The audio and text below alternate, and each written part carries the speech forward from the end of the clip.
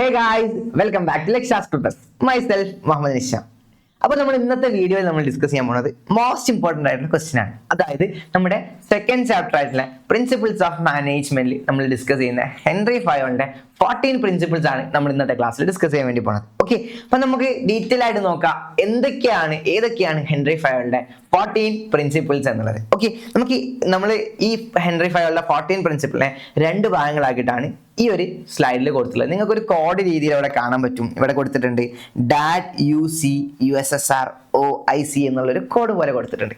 അതായത് നമ്മൾ ഇവിടെ ഉദ്ദേശിച്ചെന്ന് വെച്ചാൽ ഒരു കുട്ടി പറയാണ് അച്ഛാ നോക്കൂ USSR, അപ്പൊ അച്ഛൻ പറയാണ് ഓ ഞാൻ കണ്ടു എന്നുള്ളത്. അപ്പോൾ അത് നമ്മൾ ഇവിടെ ഉദ്ദേശിക്കാനുള്ള കാരണം നമ്മൾ പല വാക്കുകൾ വെച്ചിട്ട് നമ്മളൊരു കോഡ് ക്രിയേറ്റ് ചെയ്താണ്. പല വേർഡ്സ് ലെറ്റേഴ്സ് വെച്ചിട്ട് നമ്മുടെ എല്ലാ പ്രിൻസിപ്പിൾസിന്റെ ആദ്യത്തെ ലെറ്റേഴ്സുകൾ വെച്ചിട്ട് ഒരു കോഡ് ക്രിയേറ്റ് ചെയ്താണ്. ഓക്കെ, അപ്പൊ നമ്മൾ ആദ്യം ഡിസ്കസ് ചെയ്യാൻ വേണ്ടി പോകുന്ന ഫസ്റ്റ് പ്രിൻസിപ്പിൾ ആണ് ഡിവിഷൻ ഓഫ് വർക്ക് എന്ന് പറഞ്ഞിട്ട് ഡീറ്റെയിൽ ആയിട്ട് നോക്കാം. ഓക്കെ, രണ്ടാമതാണ് നമ്മുടെ അതോറിറ്റി ആൻഡ് റെസ്പോൺസിബിലിറ്റി, മൂന്നാമത്തത് ഡിസിപ്ലിൻ, നാലാമത്തത് യൂണിറ്റി ഓഫ് കമാൻഡ്, അഞ്ചാമതായിട്ട് സെൻട്രലൈസേഷൻ ആൻഡ് ഡീസെൻട്രലൈസേഷൻ, ആറാമതായിട്ട് യൂണിറ്റി ഓഫ് ഡയറക്ഷൻ, ഏഴാമതായിട്ട് subordination of individual interest to general interest എന്നുള്ളത്, എട്ടാമതായിട്ട് ഡിസ്കസ് ചെയ്യുന്നത് സ്കാലാർ ചെയിൻ ആണ്, ഒമ്പതാമതായിട്ട് റെമ്യൂണറേഷൻ ഓഫ് എംപ്ലോയീസ്, പത്താമതായിട്ട് order, 11 initiative, 12 stability of tenure of personnel, 13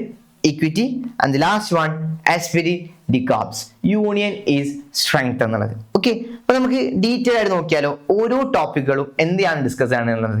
okay, അപ്പൊ ആദ്യത്തേതാണ് ഡിവിഷൻ ഓഫ് വർക്ക് എന്നുള്ളത്. ഇതിൽ നമ്മൾ ആദ്യം തന്നെ പറയും, നമ്മളോട് ഹെൻറി ഫയോൾ പറഞ്ഞത് നമ്മുടെ കമ്പനിയിലെ നമ്മുടെ ജോബുകളെ എന്താക്കണം, ഡിവൈഡ് ചെയ്യണം ബിറ്റ്വീൻ അവർ എംപ്ലോയീസ്. നമ്മുടെ എംപ്ലോയീസിൻ്റെ ഇടയിൽ എന്താക്കണം, നമ്മളത് ഡിവൈഡ് ചെയ്ത് കൊടുക്കണം. ഓരോ ആളുകളെ നമ്മൾ സെപ്പറേറ്റ് ആക്കി കൊടുക്കണം. കാരണം എവറി ഇൻഡിവിജ്വൽ ആർ ഡിഫറെൻറ്റ്, എല്ലാവരും ഡിഫറെൻ്റ് ആണ്. അവർക്ക് അവരുടേതായിട്ടുള്ള സ്കില്ലുകളുണ്ട്, അവർക്ക് അവരുടേതായിട്ടുള്ള കഴിവുകളുണ്ട്. അപ്പം ഈ സ്കില്ലുകളൊക്കെ ഇൻക്രീസ് ചെയ്യിപ്പിക്കാനും നമ്മുടെ ബിസിനസ്സിന് അത് യൂസ്ഫുൾ ആക്കിയിട്ടുള്ള ഒരു ഔട്ട്പുട്ട് ആക്കി മാറ്റാനും നമ്മൾ ഏറ്റവും കൂടുതൽ സഹായിക്കുന്നത് നമ്മുടെ എംപ്ലോയീസ് ആണ്. അപ്പോൾ അത് ഏറ്റവും കൂടുതൽ എഫിഷ്യൻ്റ് ആക്കി വരുത്തണമെന്നുണ്ടെങ്കിൽ അവർക്ക് അതിൻ്റേതായിട്ടുള്ള രീതിയിലുള്ള ജോബുകൾ സ്പെസിഫൈ ചെയ്ത് കൊടുക്കണം. അപ്പോൾ അങ്ങനെ സ്പെസിഫൈ ചെയ്ത് കൊടുക്കുകയാണെങ്കിൽ വി വിൽ ഗെറ്റ് സ്പെഷ്യലിസ്റ്റ്. അങ്ങനെ ചെയ്ത് കഴിഞ്ഞാൽ നമുക്ക് അതിൽ സ്പെഷ്യലിസ്റ്റുകളെ കിട്ടും. അപ്പോൾ നമുക്ക് നമ്മുടെ എംപ്ലോയീസിൻ്റെ ഇടയിൽ നിന്നും ബെസ്റ്റ് ആയിട്ടുള്ള ഒരു എംപ്ലോയിയെ, സ്പെഷ്യലിസ്റ്റുകളായിട്ടുള്ള എംപ്ലോയീസിനെ ക്രിയേറ്റ് ചെയ്യാൻ വേണ്ടിയിട്ട് നമ്മളോട് ഹെൻറി ഫയോൾ പറഞ്ഞതാണ്, നിങ്ങളുടെ കമ്പനിയിൽ എത്ര ജോബ് ഉണ്ടോ അത് നിങ്ങൾ എന്താക്കണം, എല്ലാ ആളുകളിലേക്കും ഡിവൈഡ് ചെയ്ത് കൊടുക്കണം. ഒരാൾക്ക് തന്നെ ഒരുപാട് ജോലികൾ കൊടുക്കാണ്ട് ജോലികൾ എന്താക്കണം, ആളുകൾക്കിടയിലേക്ക് വീതിച്ച് കൊടുക്കണം, വിഭജനം ചെയ്ത് കൊടുക്കണം. അങ്ങനെ ചെയ്ത് കൊടുത്തു കഴിഞ്ഞാൽ നിങ്ങൾക്ക് എന്ത് കിട്ടും, സ്പെഷ്യലിസ്റ്റുകളെ കിട്ടും എന്നാണ് അദ്ദേഹം നമുക്ക് പറഞ്ഞു തരുന്നത്. ഓക്കെ, നമുക്ക് ഇവിടെ കാണാൻ പറ്റും the work is divided into small task. എത്ര വർക്ക് ഉണ്ടോ അതിനൊക്കെ നമ്മൾ എന്താക്കണം, സ്മോൾ ടാസ്കുകൾ ആക്കി മാറ്റണം.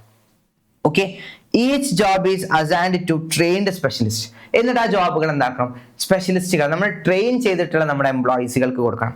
Who is competent to perform the job. ആ ജോബ് ചെയ്യാൻ പറ്റുന്ന ആളുകൾക്ക് നമ്മൾ എന്താക്കണം, അത് കൊടുക്കണം. അങ്ങനെ സ്പെഷ്യലിസ്റ്റുകളെ ക്രിയേറ്റ് ചെയ്യാനും അതുവഴി ബെറ്റർ നമ്മുടെ ഗോൾസുകൾ എന്തൊക്കെയാണോ അതൊക്കെ നമുക്ക് നേടിയെടുക്കാനും നമുക്ക് ഹെൽപ്പ് ചെയ്യുന്നത് ഈ പറഞ്ഞിട്ടുള്ള നമ്മുടെ ഈ ഒരു ഡിവിഷൻ ഓഫ് വർക്ക് എന്ന് പറഞ്ഞിട്ടുള്ള ആദ്യത്തെ പ്രിൻസിപ്പിളാണ്. ഓക്കെ, ഒരു എക്സാമ്പിൾ ആയിട്ട് നമ്മൾ പറയുകയാണെങ്കിൽ നമ്മുടെ കമ്പനിയിലേക്ക് നമുക്കൊരു ഏകദേശം 100 ജോബുകൾ ഉണ്ടെന്ന് വിചാരിക്കാം. 100 ജോബുകൾ നമുക്കുണ്ട്. ഓക്കെ, അതേപോലെ തന്നെ നമുക്ക് എംപ്ലോയീസ് ആയിട്ട് ഏകദേശം ഒരു 10 എംപ്ലോയീസും നമുക്കുണ്ടെന്ന് വിചാരിക്കാം. ഓക്കെ, അപ്പൊ നമ്മൾ എന്താക്കണം, അതിനെ നോക്കിയിട്ട് അവർക്ക് ചെയ്യാൻ പറ്റുന്ന ജോബുകൾ എന്താണോ അത് നമ്മൾ അവരിലേക്ക് ഡിവൈഡ് ചെയ്ത് കൊടുക്കാൻ. ഓക്കെ, ഏകദേശം നമ്മളൊരു 10 സെഗ്മെന്റ് ആക്കി മാറ്റി. ഓക്കെ, ക്ലിയർ ആണല്ലോ. ഓക്കെ, 10 സെഗ്മെന്റ് ആക്കികൾ മാറ്റി.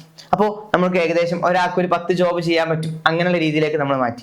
ഇനി 10 എംപ്ലോയീസ് അല്ല, നമുക്കത് അവിടെ ഒരു 100 എംപ്ലോയീസ് ഉണ്ട് എന്നുണ്ടെങ്കിൽ ആ 100 എണ്ണാക്കി നമ്മൾ ഡിവൈഡ് ചെയ്ത് കഴിഞ്ഞാലും ബെറ്റർ ആണ്. കാരണം ഒരു ജോലി ചെയ്യുന്നത് ഒരാളായിരിക്കും. അപ്പൊ അവർക്ക് മാക്സിമം പൊട്ടൻഷ്യലി കാര്യങ്ങൾ ചെയ്യാൻ വേണ്ടി പറ്റും.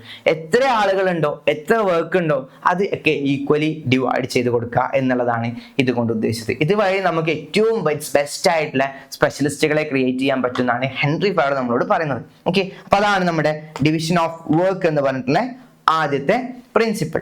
ഇനി രണ്ടാമതായിട്ട് നമ്മൾ പറയാൻ പോകുന്നത് അതോറിറ്റി ആൻഡ് റെസ്പോൺസിബിലിറ്റി ആണ്. ഓക്കെ, അതായത് നമ്മുടെ കമ്പനിയിലെ ഏറ്റവും പ്രധാനപ്പെട്ട 2 കാര്യങ്ങളാണ് അതോറിറ്റിയും മറ്റൊന്ന് റെസ്പോൺസിബിലിറ്റി എന്ന് പറഞ്ഞിട്ടുള്ളത്. അതോറിറ്റി എന്ന് പറഞ്ഞു കഴിഞ്ഞാൽ ഗീവ് ഓർഡേഴ്സ് എന്നുള്ളതാണ് പ്രധാനമായിട്ടും അതോറിറ്റി കൊണ്ട് ഉദ്ദേശിക്കുന്നത്. ഓക്കെ, നമ്മൾ കുറച്ച് ആളുകൾക്ക് ഓർഡേഴ്സ്, കമാൻഡ്സ്, ഇൻസ്ട്രക്ഷൻസ് ഒക്കെ കൊടുക്കുക എന്നുള്ള ആ ഒരു റൈറ്റ് അല്ല ആ ഒരു നമ്മുടെ പവറിനെ നമ്മൾ വിളിക്കുന്ന പേരാണ് അതോറിറ്റി എന്ന് പറഞ്ഞിട്ടുള്ളത്. ഓക്കെ, അതൊരു പവറാണ് അതോറിറ്റി എന്ന് പറഞ്ഞു കഴിഞ്ഞാൽ. ആളുകൾക്ക് നമ്മുടെ താഴെ നിൽക്കുന്ന എംപ്ലോയീസിന് നമ്മൾ എന്താക്കണം, ഓർഡേഴ്സ്, ഇൻസ്ട്രക്ഷൻസ്, കമാൻഡ്സുകളൊക്കെ പാസ് ചെയ്യാൻ കൊടുക്കുന്ന ആ ഒരു പവറെ നമ്മൾ വിളിക്കുന്ന പേരാണ് നമ്മൾ പ്രധാനമായിട്ടും അതോറിറ്റി എന്നുള്ള വാക്ക് കൊണ്ട് ഉദ്ദേശിച്ചത്. രണ്ടാമതാണ് എന്ത്, നമ്മുടെ റെസ്പോൺസിബിലിറ്റി കൊണ്ട് ഉദ്ദേശിക്കുന്നത് ഒബ്ലിഗേഷൻ ആണ്. ഒബ്ലിഗേഷൻ എന്ന് പറഞ്ഞാൽ അത് നമ്മുടെ കടമയാണ്. ഓക്കെ, നമ്മുടെ കടമയാണ്, അത് നമ്മൾ എന്താക്കണം, തീർച്ചയായിട്ടും നമ്മുടെ ഡ്യൂട്ടിയാണ്, അത് കൃത്യമായിട്ട് ചെയ്തു കൊടുക്കുക എന്നുള്ളതാണ് റെസ്പോൺസിബിലിറ്റി കൊണ്ട് ഉദ്ദേശിക്കുന്നത്. ഓക്കെ, അപ്പൊ നമ്മൾ രണ്ട് വാക്ക് പറഞ്ഞു, അതോറിറ്റിയും പറഞ്ഞു, റെസ്പോൺസിബിലിറ്റിയും പറഞ്ഞു. അപ്പൊ അതോറിറ്റി കൊണ്ട് നമ്മൾ ഉദ്ദേശിച്ചത് എന്താണ്, നമുക്കുള്ള പവേഴ്സുകളാണ്. ഓക്കെ, അതേപോലെ തന്നെ റെസ്പോൺസിബിലിറ്റി കൊണ്ട് ഉദ്ദേശിച്ചത് നമ്മുടെ ഒബ്ലിഗേഷൻ ആണ്, നമ്മുടെ ഡ്യൂട്ടിയാണ്, കടമയാണ്. അപ്പം ഒരു എംപ്ലോയിയെ സംബന്ധിച്ച് ആ എംപ്ലോയിക്ക് രണ്ടും ഒരേപോലെ കൊടുക്കണം. അതാണ് നമ്മുടെ ഹെൻറി ഫയർ നമ്മൾ പറയുന്നത്. അതായത് to perform the work as directed by the authority there should be a balance between authority and responsibility. രണ്ടും ഈക്വൽ ആയിരിക്കണം. Okay, authority is equal to എന്താണ്, റെസ്പോൺസിബിലിറ്റി. ഇങ്ങനെയുള്ള രീതിയിലേക്ക് നമ്മൾ എന്താക്കണം, വർക്കുകൾ ആളുകൾക്ക് കൊടുക്കണം. അല്ലാതെ ചില കമ്പനീസുകളിലൊക്കെ നമുക്ക് കാണാൻ പറ്റും അതോറിറ്റി ഭയങ്കര രീതിയിൽ കൊടുത്തിട്ടുണ്ടാവും, റെസ്പോൺസിബിലിറ്റി കുറവുമായിരിക്കും. ഇനി ചില കേസിൽ അതോറിറ്റി എന്ന് പറഞ്ഞ സംഭവം തീരെ ഉണ്ടാവില്ല, റെസ്പോൺസിബിലിറ്റി ഭയങ്കര കൂടുതലായിരിക്കും. ഇങ്ങനെയുള്ള സാഹചര്യങ്ങളിൽ ആളുകൾ ഡീമോട്ടിവേറ്റ് ആവാൻ ചാൻസ് കൂടുതലാണ്, ടെൻഡൻസി കൂടുതലാണ്. അപ്പോൾ ഇങ്ങനെ ആയിക്കഴിഞ്ഞാൽ അവിടെ പല രീതിയിലുള്ള പ്രശ്നങ്ങളും, ഓക്കെ, നമ്മൾ അതോറിറ്റി കൂടി റെസ്പോൺസിബിലിറ്റി കുറയുമ്പം പല രീതിയിലുള്ള പ്രശ്നങ്ങൾ അറൈസ് ചെയ്യാൻ ചാൻസ് ഉണ്ട്.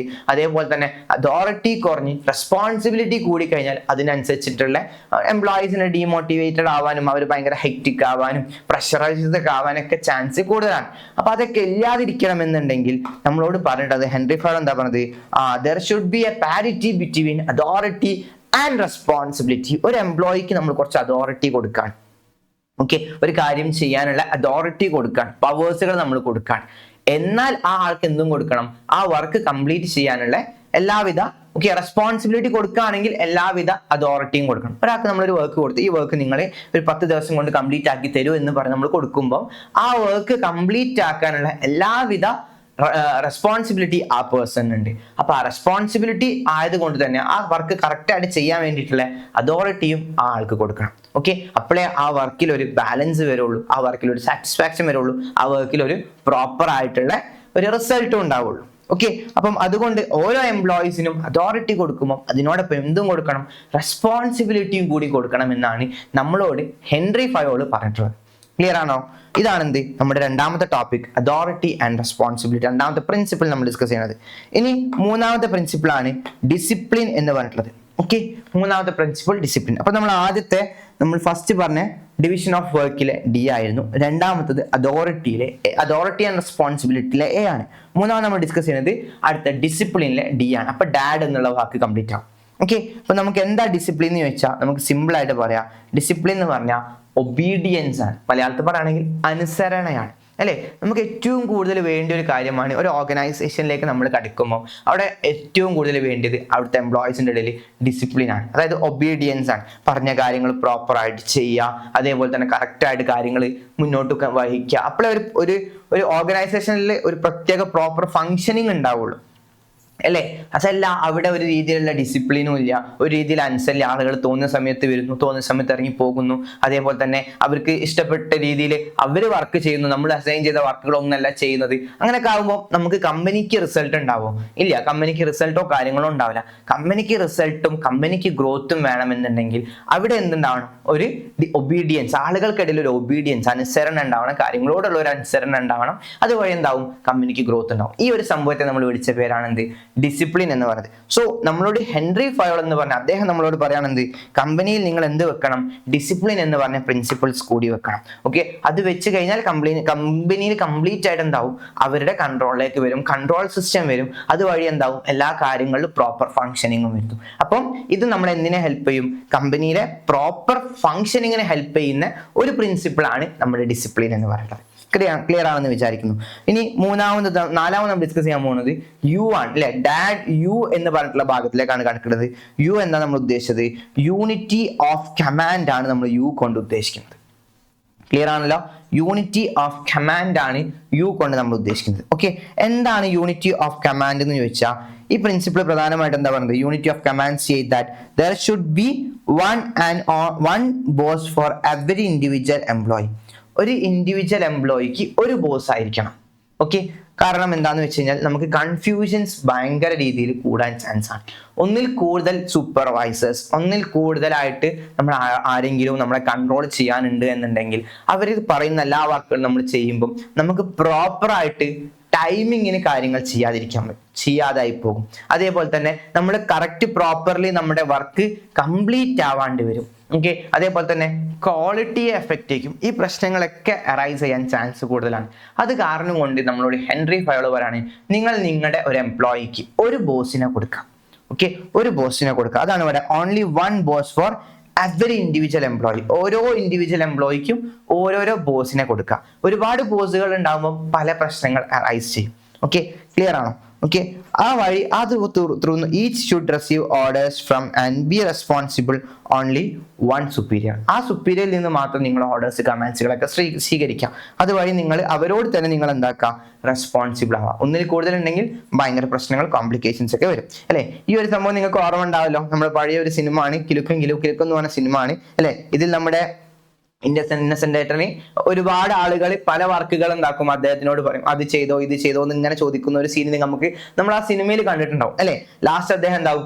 ഒരു വർക്കും കംപ്ലീറ്റ് ആക്കില്ല, ഒരു വർക്കും ഫിനിഷ് ആവാണ്ട് അങ്ങനെ നടക്കും. ചുരുക്കി പറഞ്ഞാൽ ആ ആൾ ഒരു വർക്കും ചെയ്യാത്ത പോലെ ആയി അവിടെ ലാസ്റ്റ് ഫൈനൽ റിസൾട്ട് വരുന്നത്. പക്ഷെ ആ ആൾ ഒരുപാട് വർക്ക് ചെയ്യാൻ വേണ്ടി ശ്രമിച്ചിട്ടുണ്ട്, ലാസ്റ്റ് ഔട്ട്പുട്ട് 0 ആയിരുന്നു. ഈ ഒരു എഫക്റ്റ് നമുക്ക് ഒന്നിൽ കൂടുതൽ ആളുകൾ ഉണ്ടെങ്കിൽ പ്രധാനമായിട്ടും എഫക്ട് ചെയ്യും. നമുക്ക് ഒന്നിൽ കൂടുതൽ സൂപ്പർവൈസേഴ്സ് ഉണ്ടെങ്കിൽ എഫക്ട് ചെയ്യും. കാരണം നമ്മൾ ഓരോരുത്തരുടേതായിട്ടുള്ള ആൻസറുകൾ കേട്ടുകൊണ്ട് നിൽക്കുമ്പോൾ നമുക്ക് എന്താവും? വർക്കിൽ കംപ്ലീഷൻസ് വരില്ല, നമുക്കത് വേസ്റ്റ്ഫുൾ ആയി മാറും. ഓക്കെ, ആൻഡ് ഓൾസോ എംപ്ലോയിയെ സംബന്ധിച്ചിടത്തോളം അത് ഭയങ്കര ഡീമോട്ടിവേറ്റഡ് ആവാൻ പറ്റും. എംപ്ലോയിന്റെ സ്കില്ല് ഡിക്രീസ് ആവാൻ ചാൻസ് ഉണ്ട്. എംപ്ലോയിക്ക് അത് എഗെയിൻസ്റ്റ് ആയിട്ട് വരാനൊക്കെ ചാൻസ് കൂടുതലാണ്. ഓക്കെ, അതുകൊണ്ടാണ് നമ്മളോട് നമ്മുടെ ഹെൻറി ഫയോൾ എന്ത് പറഞ്ഞത്? നിങ്ങൾ ഒരാൾക്ക് വർക്ക് അസൈൻ ചെയ്യുകയാണെങ്കിൽ അദ്ദേഹത്തിന് ഒരു ബോസിനെ ഏർപ്പാടാക്കാം എന്ന് പറഞ്ഞത്. ക്ലിയർ ആണല്ലോ. അതാണ് ഇവിടെ പറഞ്ഞത് only one boss for every individual employee എന്ന് പറഞ്ഞത്. ഇനി നെക്സ്റ്റ് ആണ് സെൻട്രലൈസേഷൻ ആൻഡ് ഡീസെൻട്രലൈസേഷൻ എന്ന് പറയുന്നത്. ഓക്കെ, അതായത് ഇവിടെ നമ്മളിവിടെ പറഞ്ഞത് അതോറിറ്റിയെ അല്ലെങ്കിൽ നമ്മുടെ പവേഴ്സിനെ റിലേറ്റ് ചെയ്തിട്ടുള്ള ഒരു ടോപ്പിക്കാണ്. Okay, centralisation means decision making authority ആണ്. സെൻട്രലൈസേഷൻ എന്ന വാക്കിന്റെ മീനിങ് ഡിസിഷൻ മേക്കിംഗ് അതോറിറ്റി എന്നാണ് ഇതിന്റെ വാക്ക്. ഇനി ഡീസെൻട്രലൈസേഷൻ എന്ന് പറഞ്ഞു കഴിഞ്ഞാൽ ഡിസ്പേഴ്സൽ ഓഫ് അതോറിറ്റി എന്നാണ്. ഓക്കെ, അതായത് ഇവിടെ നമ്മൾ സിമ്പിൾ ആയിട്ട് പറയുകയാണെങ്കിൽ നമ്മളൊരു ട്രയാങ്കുലർ ഷേപ്പിൽ നമുക്ക് നോക്കാം കേട്ടോ.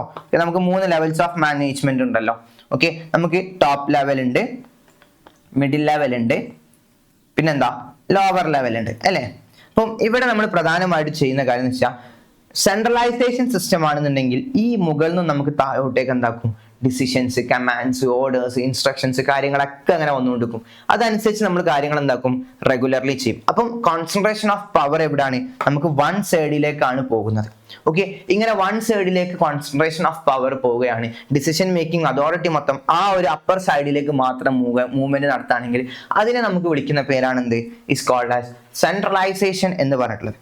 ഇനി സെക്കൻഡ് വൺ ആണ് ഡീസെൻട്രലൈസേഷൻ എന്നത്. ഓക്കെ, ഡീസെൻട്രലൈസേഷൻ എന്ന് പറഞ്ഞാൽ നമുക്ക് ഇവിടുന്ന് നമ്മുടെ ലോവർ ലെവലിൽ നമ്മൾ മുകളിലേക്ക് കാര്യങ്ങൾ മുന്നോട്ട് പോകണം. അതാണ് ഡിസ്പേഴ്സൽ. നമ്മളിവിടെ അതോറിറ്റിയെ നമ്മൾ പല ആളുകളിലേക്ക് വിഭജിച്ച് കൊടുക്കുകയാണ്, സ്പ്ലിറ്റ് ചെയ്ത് കൊടുക്കുകയാണ്. അപ്പൊ ഒന്നിൽ കൂടുതൽ ആളുകൾക്ക് ഇവിടെ എന്ത് വരും? അതോറിറ്റീസ് വരും. ഓക്കെ, അപ്പൊ അവരിൽ നിന്നൊക്കെ ഒരുപാട് ഒപ്പീനിയൻസ്, സജഷൻസ്, റെക്കമെൻഡേഷൻസ് ഇതൊക്കെ വരും. അതുവഴി എന്താക്കും? മുകളിലേക്ക് കാര്യങ്ങൾ സ്മൂത്ത് ആവാൻ പറ്റും. അപ്പം ഒരു സ്ഥലത്തു നിന്നുള്ള അതോറിറ്റിയെ നമ്മൾ പല സ്ഥലങ്ങളിലേക്ക് വീതിച്ച് കൊടുക്കുന്നതിനെ വിളിക്കുന്ന പേരാണെന്ത്? ഡീസെൻട്രലൈസേഷൻ എന്ന് പറയുന്നത്. ഓക്കെ, അപ്പം നമ്മളോട് നമ്മുടെ ഹെൻറി ഫയോൾ പറഞ്ഞതെന്ന് വെച്ച് കഴിഞ്ഞാൽ എന്താണ്? It's A ratio depends upon the circumstances of the company. ഒരു കമ്പനീന്റെ കമ്പനിക്ക് അനുസരിച്ച് കമ്പനിയുടെ സർക്കംസ്റ്റാൻസസ് സിറ്റുവേഷൻസിനനുസരിച്ചിട്ട് ചില സ്ഥലങ്ങളിൽ നമ്മൾ എന്താക്കേണ്ടി വരും, സെൻട്രലൈസേഷനും ഒരേപോലെ കൊടുക്കേണ്ടി വരും, ഡീസെൻട്രലൈസേഷൻ സിസ്റ്റവും കൊണ്ടുവരേണ്ടി വരും. രണ്ട് സിസ്റ്റവും നമ്മൾ ഒരേപോലെ ഇംപ്ലിമെന്റ് ചെയ്യേണ്ടി വരും. ചില സ്ഥലങ്ങളിൽ സെൻട്രലൈസേഷൻ ആണ് കൂടുതൽ ഇമ്പോർട്ടൻസ് കൊടുക്കേണ്ടത്, ചില സ്ഥലങ്ങളിൽ ഡീസെൻട്രലൈസേഷൻ ഇമ്പോർട്ടൻസ് കൊടുക്കണം. സോ നമ്മളോട് പറഞ്ഞത് രണ്ടും ഒരേപോലെ യൂസ് ചെയ്യുന്നത് ബെനിഫിറ്റ് ആയിരിക്കും എന്നുള്ളതാണ്. ഓക്കെ, ഹെൻറി ഫയോളിന്റെ രീതി പ്രിൻസിപ്പിളിലൂടെ നമ്മൾ മനസ്സിലാക്കി തരുന്നത് സെൻട്രലൈസേഷന്റെ മീനിങ് എന്താണ്, ഡീസെൻട്രലൈസേഷന്റെ മീനിങ് എന്താണ്. ഓക്കെ, അപ്പൊ നമ്മൾ സിറ്റുവേഷൻസിനനുസരിച്ചിട്ട്, അതാണ് അദ്ദേഹം പ്രത്യേകം പറഞ്ഞത് സർക്കംസ്റ്റാൻസസ് ഓഫ് ദി കമ്പനി എന്ന് പറഞ്ഞത്. അപ്പൊ കമ്പനിന്റെ സിറ്റുവേഷൻസിനനുസരിച്ച് നമ്മൾ എന്താക്കേണ്ടി വരും, കൂടുതൽ ചില സമയങ്ങളിൽ നമ്മൾ ചിലപ്പം സെൻട്രലൈസേഷനെ കോൺസെൻട്രേറ്റ് ചെയ്യേണ്ടി വരും, ചില സ്ഥലങ്ങളിൽ ഡീസെൻട്രലൈസേഷനെ കോൺസെൻട്രേറ്റ് ചെയ്യേണ്ടി വരും. ഓക്കെ, ക്ലിയർ ആണല്ലോ. ഇനി ചില സമയങ്ങളിൽ രണ്ടും ഒരേപോലെ ഈക്വലി നമ്മൾ ചിലപ്പോൾ മുന്നോട്ട് വെക്കേണ്ടി വരും. അപ്പം ഈ ഒരു ടോപ്പിക് അല്ലെങ്കിൽ ഈ ഒരു പ്രിൻസിപ്പിൾ എന്ന് പറയുന്നത് ഇതാണ് നമ്മൾ പ്രധാനമായിട്ട് ഉദ്ദേശിച്ചത്, സെൻട്രലൈസേഷൻ ആൻഡ് ഡീസെൻട്രലൈസേഷൻ എന്ന് പറയുന്നത്. ഓക്കെ, അപ്പൊ നമ്മളിവിടെ എവിടെ എത്തി, സി എത്തി കേട്ടോ, ഡാഡ് യു സി എന്നുള്ളതിലെ സി എത്തി. ഇനി നെക്സ്റ്റ് നമ്മൾ ഡിസ്കസ് ചെയ്യുന്നത് USSR എന്ന് പറഞ്ഞിട്ടുള്ള ഭാഗമാണ്. അതിലെ ഫസ്റ്റത്തെ യു ആണ് കേട്ടോ. ഓക്കെ, ഇപ്പൊ യു എന്നതുകൊണ്ട് ഉദ്ദേശിക്കുന്നത് യൂണിറ്റി ഓഫ് ഡയറക്ഷൻ എന്ന് പറഞ്ഞിട്ടുള്ളതാണ്. എന്താണ് യൂണിറ്റി ഓഫ് ഡയറക്ഷൻ എന്ന് ചോദിച്ചാൽ, ഓക്കെ, എന്താണ് യൂണിറ്റി ഓഫ് ഡയറക്ഷൻ എന്നുള്ളത് നമുക്ക് നോക്കാം കേട്ടോ. എന്താണ് യൂണിറ്റി ഓഫ് ഡയറക്ഷൻ എന്ന് പറഞ്ഞാൽ ഇവിടെ കൊടുത്തിട്ടുണ്ടല്ലോ, all the units of organization should moving towards the same objective. Okay, നമ്മൾ എല്ലാവരും എന്തിനോട് മൂവ് ചെയ്യണം, സെയിം ഒബ്ജക്റ്റിനോട് മൂവ് ചെയ്യണം.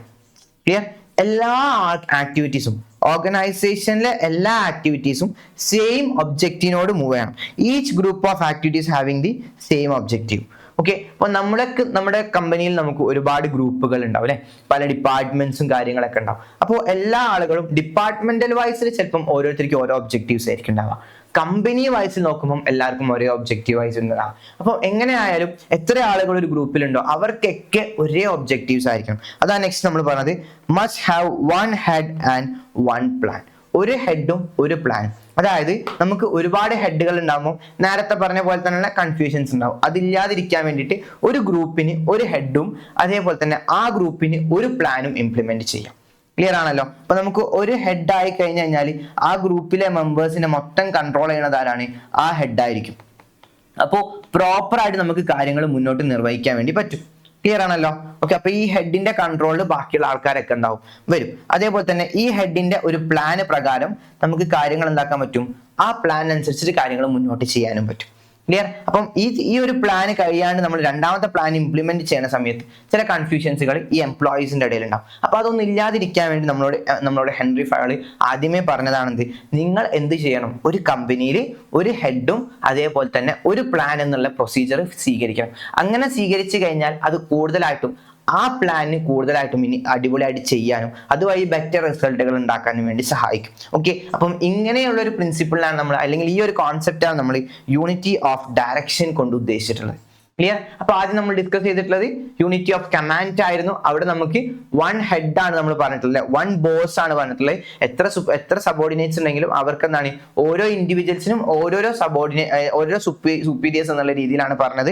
ഇവിടെ നമ്മൾ വരുന്ന സമയത്ത് ഒരു ടീമിലേക്കാണ് വരുന്നത്. ഏത് യൂണിറ്റ് ഓഫ് ഡയറക്ഷനിൽ വരുമ്പോൾ ആ ടീമിനെ നമ്മൾ എന്താ നോക്കുന്നത്, ഒരു ഹെഡും ഒരു പ്ലാനും എന്നുള്ള രീതിയിലേക്കാണ് നമ്മൾ ഇവിടെ കിടക്കുന്നത്.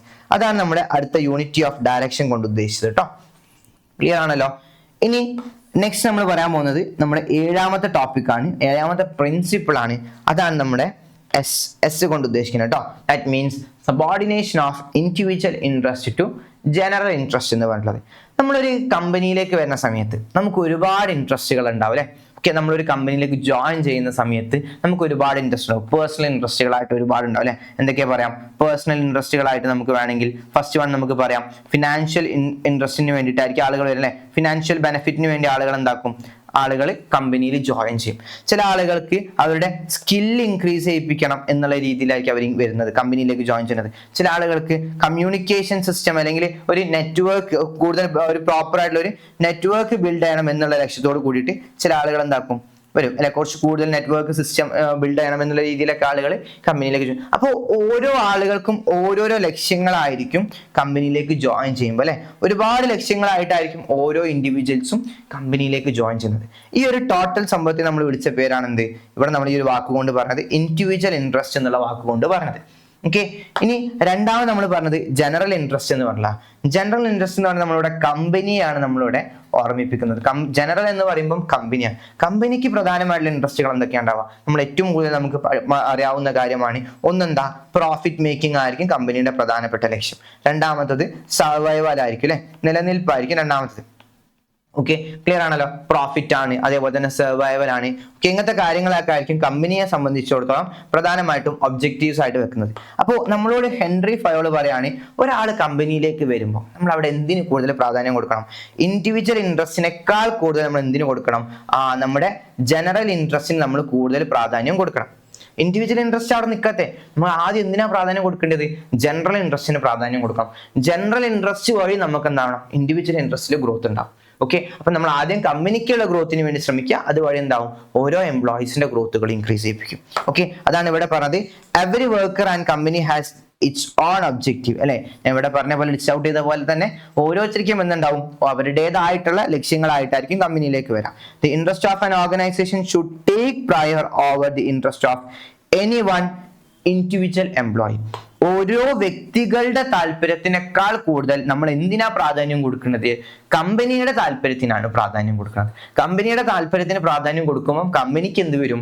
അവിടെ ഗ്രോത്തും സർവൈവലും എല്ലാ കാര്യങ്ങളും ഇൻക്രീസ് ചെയ്യും. അതുവഴി എന്താവും?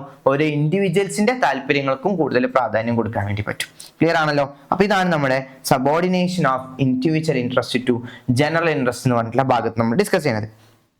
ഓക്കെ, ഇനി അടുത്തത് നമ്മുടെ 8ാമത്തെ പ്രിൻസിപ്പിൾ ആയിട്ട് നമ്മളോട് പറയുന്നത് സ്കാലാർ ചെയിൻ ആണ്. ടോട്ടലി 14 പ്രിൻസിപ്പിൾസ് ആണ്. അതിൽ നമ്മൾ ആദ്യത്തെ ഭാഗം കഴിഞ്ഞു. ഓക്കെ, നമ്മൾ 2 ഭാഗങ്ങളാക്കിയിട്ടാണ് സ്ലൈഡ് പറഞ്ഞിട്ടുള്ളത്. അതിൽ ആദ്യത്തെ ഭാഗം നമ്മൾ പറഞ്ഞത് ഫസ്റ്റ് എന്നാണ്. നമ്മൾ അതിൽ ഡാഡ് UC USSR എന്ന് പറഞ്ഞ ഒരു USS വരെ പറഞ്ഞു. ഇനി നമ്മൾ നെക്സ്റ്റ് SR മുതൽ പറയാനാണ് കേട്ടോ. നമ്മൾ S ഫസ്റ്റ് പറഞ്ഞത് എന്താ? Scalar chain. സ്കാലാർ ചെയിൻ എന്ന് പറഞ്ഞാൽ എന്താ? ഇതിന്റെ മീനിങ് നമ്മൾ എന്താ? A formal line of authority from highest to lowest rank. നമുക്ക് നമ്മുടെ കമ്പനിയിൽ ആളുകളെ ഒരു റാങ്കിങ് സിസ്റ്റം പോലെ വെച്ചിട്ടുണ്ട്. ഹൈ ലെവലിൽ നിന്നും മിഡിൽ ലെവൽ, ലോവർ ലെവൽ, അങ്ങനെ ആളുകളെ എന്താക്കിയിട്ടുണ്ട്? കാറ്റഗറൈസ് ചെയ്ത് വെച്ചിട്ടുണ്ട്. അവരുടെ പെർഫോമൻസും ക്വാളിറ്റിയും കാര്യങ്ങളൊക്കെ അനുസരിച്ചിട്ട് ഓരോ ഇൻഡിവിജ്വൽസിനെ നമ്മളൊരു റാങ്കിങ് സിസ്റ്റം ആക്കി വെച്ചിട്ടുണ്ട്. ഓക്കെ, അപ്പൊ ഈ റാങ്കിങ് സിസ്റ്റം പ്രകാരം നമുക്ക് എന്താക്കാൻ പറ്റും? ഓരോ ആളുകളെ ഡിവൈഡ് ചെയ്ത് വെച്ചിട്ടുണ്ട്. ഓക്കെ, അതൊരു ലൈൻ ഓഫ് കമ്മ്യൂണിക്കേഷൻ ആണ് ഇവിടെ. അതോറിറ്റി ലൈനാണ് ഇവിടെ പ്രധാനമായിട്ടും പറയുന്നത്. ഓക്കെ, അപ്പോൾ അങ്ങനെ ഫോളോ ചെയ്യുമ്പോൾ നമുക്ക് മനസ്സിലാക്കാൻ പറ്റും ഓരോ ആളുകൾക്ക് തമ്മിലുള്ള റിലേഷൻസ് ആരൊക്കെയാണ്, ഞാൻ ആരോടൊക്കെ എന്താ പറയാ, ഓരോ ആളുകളും ആരോടൊക്കെ റെസ്പോൺസിബിൾ ആണ്, ഓരോ ആളുകളും ആരോടൊക്കെ സബോർഡിനേറ്റഡ് ആണ് എന്നുള്ളത് ക്ലിയർ ആക്കാൻ മനസ്സിലാക്കാൻ പറ്റും. And organisation should have A scalar chain and must follow all. നമ്മളോട് ഹെൻറി ഫയോള് പറഞ്ഞത് ഒരു കമ്പനിയിൽ ഇത് നിർബന്ധമായിട്ടും ഉണ്ടാവണം, എല്ലാവരും ഇത് ഫോളോ ചെയ്യണം എന്നുള്ളതാണ്. ഇനി നെക്സ്റ്റ് നമ്മൾ ഡിസ്കസ് ചെയ്യുന്ന അടുത്ത പ്രിൻസിപ്പിൾ ആണ് റെമ്യൂണറേഷൻ ഓഫ് എംപ്ലോയീസ്. ഈ റെമ്യൂണറേഷൻ കൊണ്ട് നമ്മൾ പ്രധാനമായിട്ട് ഉദ്ദേശിക്കുന്നത് മോട്ടിവേഷൻ എന്നുള്ള കാര്യമാണ്. കാരണം എല്ലാവരും വർക്ക് ചെയ്യുന്നത് എന്തിനു വേണ്ടിയിട്ടാണ്? എന്തെങ്കിലും റെമ്യൂണറേഷൻ, റിവാർഡ് കിട്ടാൻ വേണ്ടിയിട്ടാണ് അല്ലേ. അപ്പം അവർക്ക് നമ്മൾ വേജസ് കൊടുക്കും, സാലറി കൊടുക്കും, ഇതൊക്കെ കൊടുക്കും. അപ്പം റീസണബിൾ ആയിട്ടുള്ള ഒരു സാലറി കൊടുക്കണം എന്നുള്ളതാണ് ഇവിടെ പ്രധാനമായിട്ടും പറഞ്ഞത്. അതാണ് റെമ്യൂണറേഷൻ ഓഫ് എംപ്ലോയി എന്ന് പറഞ്ഞിട്ടുള്ള ഭാഗത്ത് നമ്മൾ പ്രധാനമായിട്ടും ഡിസ്കസ് ചെയ്യുന്നത്. ഓക്കെ, ഇനി നെക്സ്റ്റ് ആണ് ഓർഡർ. ഓർഡർ എന്ന് പറഞ്ഞിട്ടുള്ള പ്രിൻസിപ്പിൾ കൊണ്ട് നമ്മൾ ഉദ്ദേശിക്കുന്നത് നമ്മുടെ കമ്പനിയിൽ ഡിഫറെൻ്റ് ആക്കപ്പെട്ടിട്ടുള്ള മെറ്റീരിയൽ തിങ്സുകൾ ഉണ്ടാവും അല്ലെ. എക്സാമ്പിൾ പറയുകയാണെങ്കിൽ മെൻ എന്ന് പറഞ്ഞിട്ടുള്ള ഏറ്റവും പ്രധാനപ്പെട്ട എംപ്ലോയി, അതേപോലെ തന്നെ അടുത്തത് മെറ്റീരിയൽ ആണ് അല്ലേ. അപ്പോൾ നമുക്ക് ഇതിനെല്ലാത്തിനും, മെന്നിനാണെങ്കിലും മെറ്റീരിയൽസിനാണെങ്കിലും ഒരു പ്രോപ്പർ ആയിട്ടുള്ള ഒരു ഫിക്സിംഗ് ആയിട്ട് നമ്മൾ കൊടുക്കണം. ഒരു പ്രോപ്പർ സ്ഥലം നമ്മൾ എല്ലാത്തിനും ഫിക്സ് ചെയ്യണം. ഓക്കെ, മെറ്റീരിയൽസിനും കാര്യങ്ങൾക്കൊക്കെ. അപ്പോൾ അതാണ് നമ്മളിവിടെ പറഞ്ഞത് everything and anything. Okay, there must be A place for everything and anything. അങ്ങനെ വെച്ച് കഴിഞ്ഞാൽ നമുക്ക് ഒരുപാട് അൺവാണ്ടഡ് ടൈമുകൾ, ഓക്കെ, നമ്മൾ ടൈം വേസ്റ്റേജുകൾ, ലൂപ്പിംഗ്, അല്ലെങ്കിൽ അതേപോലെ തന്നെ നമ്മൾ വീണ്ടും ചെയ്യുന്ന ആക്ടിവിറ്റീസ്, വേസ്റ്റ്ഫുൾ ആക്ടിവിറ്റീസുകളൊക്കെ നമുക്ക് റെഡ്യൂസ് ചെയ്യാൻ വേണ്ടി പറ്റും. Okay, there will be no hindrance in the activities. Okay, അപ്പൊ അതിന് വേണ്ടിയിട്ട് നമ്മളെ ഹെൽപ്പ് ചെയ്യുന്ന ഒരു കാര്യമാണ് ഓർഡർ എന്ന് പറഞ്ഞത് കേട്ടോ. ഇനി നെക്സ്റ്റ് വൺ ആണ് ഇനീഷ്യേറ്റീവ്. ഇനീഷ്യേറ്റീവ് എന്ന് പറഞ്ഞാൽ നമ്മൾ ഇനീഷ്യേറ്റീവിന്റെ മീനിങ് കൊണ്ട് ഉദ്ദേശിച്ചത് എന്താ? Taking the first step with self motivation ആണ് കൊണ്ട് ഉദ്ദേശിക്കുന്നത് കേട്ടോ. അപ്പോൾ ഇനീഷ്യേറ്റീവ് ഓരോ എംപ്ലോയീസിനെ കൊണ്ട് നമ്മൾ എന്താക്കണം? കൂടുതൽ ഇനീഷ്യേറ്റീവ് ചെയ്യിപ്പിക്കണം. അതായത് അവരെ കൊണ്ട് കൂടുതൽ കാര്യങ്ങൾ ചെയ്യിപ്പിക്കണം, അവരുടെ ഐഡിയാസ് വെച്ച് ചെയ്യിപ്പിക്കണം. അങ്ങനെ ചെയ്യുന്ന സമയത്ത് നമുക്ക് അവരുടെ കോസ്റ്റ്, ടൈം ഒക്കെ നമുക്ക് ഒരുപാട് റിഡ്യൂസ് ചെയ്യാൻ വേണ്ടി ഹെൽപ്ഫുൾ ആവും. ഓക്കെ, അതുവഴി നമുക്ക് കമ്പനിയിൽ ഒരുപാട് ബെനിഫിറ്റും ഉണ്ടാവും. Okay. Should be considered and rewarded by the firm. അങ്ങനെ ഇനീഷ്യേറ്റീവ് എടുക്കുന്ന ആളുകളെ കൂടുതൽ എന്താക്കണം, നമ്മൾ റിവാർഡ് കൊടുക്കണം എന്നാണ് നമ്മളോട് ഹെൻറി ഫയോള് പറഞ്ഞത്. ഇനി അടുത്തതാണ് നമ്മൾ സ്റ്റെബിലിറ്റി ഓഫ് പേഴ്സണൽ എന്ന് വെച്ചാൽ എന്താ, ഒരു എംപ്ലോയിയെ നമ്മൾ ഫിക്സ് ചെയ്യുന്ന സമയത്ത്, കമ്പനിയിലേക്ക് എടുക്കുന്ന സമയത്ത് അദ്ദേഹത്തിന് അറ്റ്ലീസ്റ്റ് ഒരു മിനിമം ഫിക്സഡ് ടെന്യൂർ ഫിക്സ് ചെയ്യണം. ഒരു കാലയളവ് അദ്ദേഹത്തിന് ജോലിയിൽ സ്ഥിരമായി കൊടുക്കണം. അദ്ദേഹത്തിന് ഇങ്ങനെ റൗണ്ട് ഓഫ് ചെയ്യാതെ ഒരു ഫിക്സഡ് പീരീഡ് ഓഫ് ടൈമിലേക്കെങ്കിലും അദ്ദേഹത്തെ എന്താക്കണം, നമ്മൾ കമ്പനിയിൽ ഒരു ജോബിൽ തന്നെ പ്ലേസ് ചെയ്യണം. ഓക്കെ. അങ്ങനെ കൊടുക്കുമ്പോൾ നമുക്ക് എന്താണ്, എംപ്ലോയി ടേൺ ഓവേഴ്സുകൾ, അതായത് കമ്പനിയിൽ നിന്നും ഒഴിഞ്ഞു പോക്കുകൾ. ചില ആളുകൾ ഒരു വർക്ക് കൊടുത്തു, അടുത്ത വർക്ക് കൊടുത്തു, അങ്ങനെ കൊടുക്കുമ്പോൾ ആളുകൾക്ക് എന്താവും, ഭയങ്കര ഹെക്റ്റിക് ആവും. ചിലപ്പോൾ വർക്കുകൾ പ്രോപ്പറായിട്ട് പഠിക്കാൻ പറ്റില്ല, അങ്ങനത്തെ ഇഷ്യൂസുകളൊക്കെ ഉണ്ടാവും. അത് ഇല്ലാതിരിക്കാൻ വേണ്ടിയിട്ട് ഒരു വർക്ക് ഒരാൾ അസൈൻ ചെയ്യുകയാണെങ്കിൽ, അല്ലെങ്കിൽ ഒരു ഡ്യൂട്ടി ഒരാൾ അസൈൻ ചെയ്യുകയാണെങ്കിൽ, ഒരു പൊസിഷൻ അസൈൻ ചെയ്യുകയാണെങ്കിൽ ഫോർ എ ലോങ്ങർ പീരിയഡ്, ഒരു മിനിമം പീരീഡിലേക്ക് നിങ്ങൾ എന്താക്കണം, നമ്മൾ അത് കണ്ടിന്യൂ ചെയ്ത് പോകണം. അപ്പോഴേ അദ്ദേഹത്തിന് പ്രോപ്പറായിട്ട് അതിൽ മെച്ചപ്പെടാൻ പറ്റിയിട്ടുള്ളൂ. അപ്പൊ അതിന് വേണ്ടിയിട്ടാണ് നമ്മളിവിടെ സ്റ്റെബിലിറ്റി ഓഫ് പേഴ്സണൽ എന്ന് പറഞ്ഞിട്ടുള്ള വാക്കും കൊണ്ട് പറഞ്ഞത്. ഹെൻറി ഫയോള് പറഞ്ഞതാണ്, ഒരു വ്യക്തിയെ നമ്മൾ എന്താക്കണം, ഒരു വർക്ക് ഏൽപ്പിക്കുകയാണെങ്കിൽ ഒരു ഫിക്സഡ് പീരീഡ് ഓഫ് ടൈമിലേക്കെങ്കിലും അദ്ദേഹത്തെ നമ്മൾ എന്താക്കണം, അത് സ്ഥിരപ്പെടുത്തി കൊടുക്കണം എന്നുള്ളത്. Okay. And next one is equity. നമുക്ക് എല്ലാവർക്കും അറിയാവുന്ന ഒരു കാര്യമാണ് ഇക്വിറ്റി എന്ന് പറഞ്ഞാൽ എന്താണ്, നമ്മൾ അവിടെ എന്ത് പാടില്ല, ഒരു തരത്തിലുള്ള ഡിസ്ക്രിമിനേഷനും പാടില്ല കേട്ടോ. ഓക്കെ. നമ്മൾ ആളുകളെ തമ്മിൽ പലതരത്തിലുള്ള ഡിസ്ക്രിമിനേഷൻസ് ഉണ്ടല്ലോ, അതൊന്നും നമ്മൾ കമ്പനിയിൽ യൂസ് ചെയ്യാൻ പാടില്ല. എല്ലാവരും എംപ്ലോയീസ് ആണ്, എല്ലാവരും കമ്പനിയുടെ ബെനിഫിറ്റിന് വേണ്ടിയിട്ടാണ് വന്നിട്ടുള്ളത്. ഇതാണ് പ്രധാനമായിട്ടും ഇക്വിറ്റി കൊണ്ട് ഉദ്ദേശിച്ചത്. ലാസ്റ്റ് വൺ ആണ് എസ്പിരിറ്റ് ഡി കോർപ്സ്, അതായത് യൂണിയൻ ഈസ് സ്ട്രെങ്ത് എന്നൊക്കെ നമ്മൾ പറയും. അതായത് നമുക്ക് ഇവിടെ വേണ്ടത് ഒരു ടീം സ്പിരിറ്റ് ആണ്. നമ്മുടെ കമ്പനി എന്ന് പറയുമ്പോൾ നമുക്കൊരു ടീം സ്പിരിറ്റ് ആണ് വേണ്ടത്. എല്ലാ എംപ്ലോയീസും ആ ഒരു സ്പിരിറ്റിലേക്ക് വരണം. ഐ എന്നുള്ളതിന് പകരം വി എന്നുള്ള ഒരു സെക്ഷനിലേക്ക് നമ്മൾ മാറണം. ഐക്കും പകരം കൂടുതൽ ഇമ്പോർട്ടൻസ് വിക്ക് നമ്മൾ കൊടുക്കാം. Okay. I instead of I നമ്മൾ എന്ത് യൂസ് ചെയ്യണം, വി എന്നുള്ള കോൺസെപ്റ്റ് യൂസ് ചെയ്യണം. Okay. A manager should replace I with we and all his conversation with workers to foster team spirit. അദ്ദേഹത്തിന്റെ വാക്കുകളൊക്കെ എന്തായിരിക്കണം, ടീം സ്പിരിറ്റ് ഇൻക്രീസ് ചെയ്യിപ്പിക്കാൻ വേണ്ടിയിട്ടുള്ള രീതിയിലായിരിക്കണം. ഐക്കും പകരം വി നമ്മൾ കൂടുതൽ യൂസ് ചെയ്യാം. ഓക്കെ. അപ്പം അതിനെ നമ്മൾ വിളിക്കുന്ന പേരാണ് എസ്പിരിറ്റ് ഡി കോർപ്സ് എന്ന് പറഞ്ഞിട്ടുള്ളത്. അപ്പൊ ഇത്രയും കാര്യങ്ങളാണ് നമ്മുടെ ഹെൻറി ഫയോളിന്റെ 14 പ്രിൻസിപ്പിൾ നമുക്ക് പഠിക്കാനുള്ളത്. ഏകദേശം 8 മാർക്കിന് ക്വസ്റ്റ്യൻ വരുന്ന ടോപ്പിക്കുകളൊക്കെയാണ് ഇത്. അപ്പം അടിപൊളിയാക്കി പഠിച്ചു വെക്കുക. ഇപ്പം മാത്രമല്ല, ഫ്യൂച്ചറിലേക്കും ഒരുപാട് പ്രയോജനപ്പെടുന്ന ഒരു വീഡിയോ ആണിത്. So thank you.